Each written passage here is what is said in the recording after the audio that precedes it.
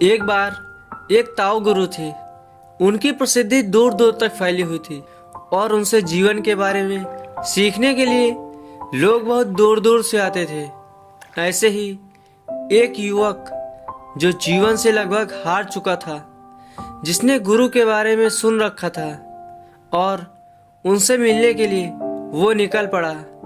उसने कई पहाड़ियाँ, कई नदियाँ पार की, तब कहीं जाके वह गुरु के आश्रम तक पहुंचा। वह इस उम्मीद से आया था कि उसे जीवन में सफलता मिल जाएगी। गुरु उसके सारे दुख दर्द दूर कर देंगे। वो गुरु के सामने गया, उनको प्रणाम किया और पूछा, गुरुजी, मैं अपने जीवन में सफलता हासिल करना चाहता हूँ, कैसे करूँ? वो बहुत व्याकुल था, जवाब का इंतजार करने लगा। गुरु बिल्कुल चुप थे। उन्होंने उस युवक को अच्छी तरह से देखा और बोले, बेटा, पानी का क्या आकार होता है? वो युवक चौंक गया। वो यहाँ इतनी दूर अपने सवालों के जवाब ढूंढने आया था और गुरुजी ने उसे ही सवाल दे दिया। वो निराश हो गया कि मैं यहाँ जिस मकसद से आया था, अब तो वो पूरा होने से रहा। फिर भी उसने सोचा कि मुझे गुरुजी से बात करनी चाहिए।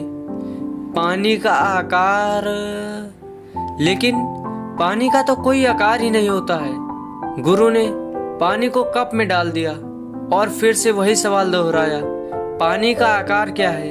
इस बार उस युवक ने चहकते हुए कहा, अरे हाँ, ये तो मैं जानता हूँ, पानी का आकार तो कप जैसा है।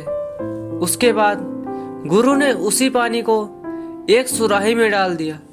अब युवक ने कहा, अरे ये तो सुराही के आकार का है। गुरु ने बिना कुछ कहे अब की बार पानी को जमीन पे उड़ेल दिया।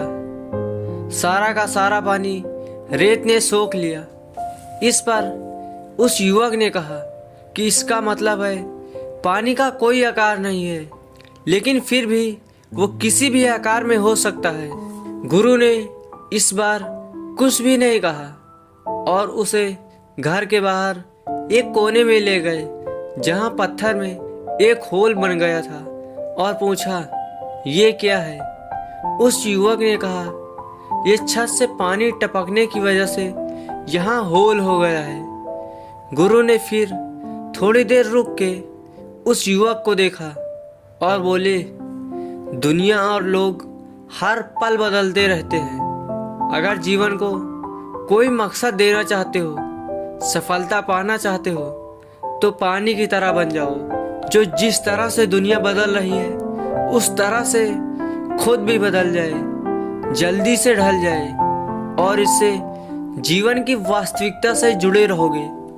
और साथ ही वही पानी जिस तरह से एक ही जगह पे लगातार गिरने से पत्थर में भी होल कर देती है, बिल्कुल वैसे ही कंसंट्रेशन और फोकस के साथ लगातार किसी भी काम को करते रहने से वो पा लोगे जिसके लिए यहाँ तक आए हो। बेटा, यही ताओ है। वो युवक जो परेशान था, भटका हुआ था, उसे ज्ञान मिल गया। उसने गुरु को धन्यवाद कहा और चला गया। जैसा कि लाओ त्सु ने कहा है, मनुष्य कितना भी सॉफ्ट क्यों न हो, अगर लोगों की बातों पे ध्यान ना दे, खुद को जाने, खुद की अच्छाइयों को जाने और लगातार एक ही लक्ष्य पे टिक जाए, तो उसे वो मिल जाएगा जो उसे चाहिए।